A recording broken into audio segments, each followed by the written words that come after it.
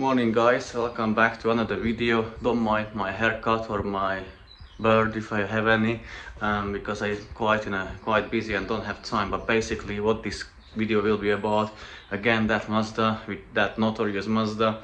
So I've been on the call yesterday with the owner, and he decided that he didn't want the timing chain, the main chain, to get changed and get done properly, because he needed the car Thursday and today is Tuesday, so he wants it ASAP. So I agreed, okay, I said no problem, we'll fit it back together.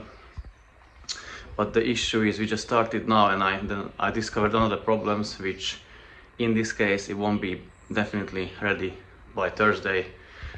So yeah, without further ado, let me switch the camera and show you what I found out again. Okay, so we have removed the oil shower, and as you can see, obviously camshaft is worn. Yeah, but a bigger issue is here with the timing chain pulley or sprocket.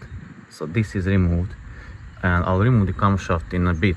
But basically the problem, as soon as we loosen that bolt, the pulley or the sprocket just turned by itself.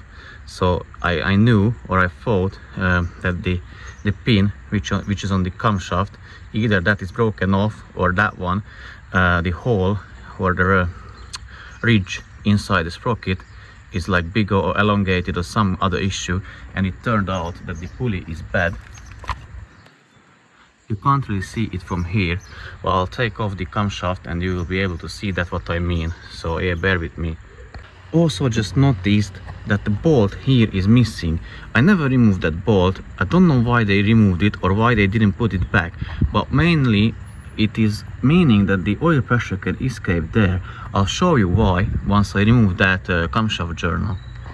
So here is that camshaft journal. So a bolt is missing there, where you can see the surface is shiny, and if I turn around, so the oil is coming from I think from this side. Yeah, from this side, but there it can escape, obviously back underneath the valve cover. But the problem is, if that escapes there, I guess it cannot provide sufficient oil pressure to the oil shower, so it won't lube the camshaft.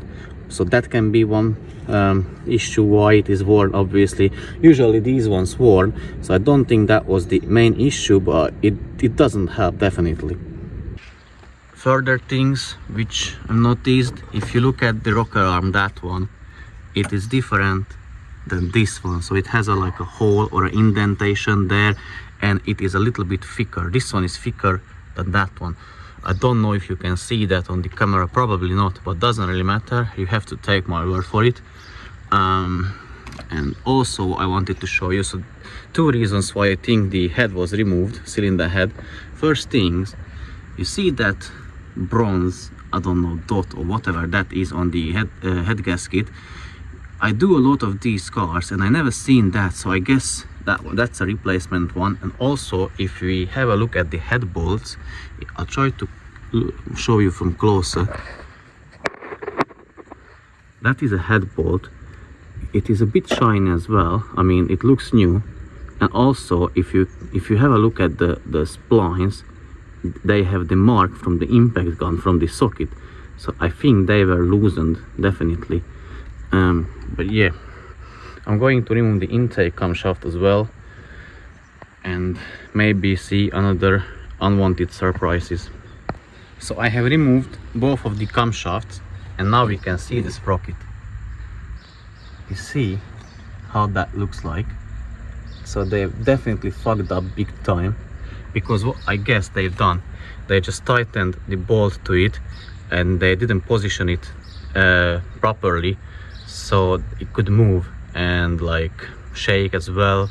And here is an old one, like how it's supposed to look like. Here is that notch for the pin from the camshaft, and look at that one. So even though I wanted to just replace, I'm not a big fan of like putting back old parts, because this is from other cars, so it's an old part. So even though I want to help the owner and just put back this one, and if you can see, this is like marked on this, it's shiny, so I wouldn't put it back anyways. But back to the story.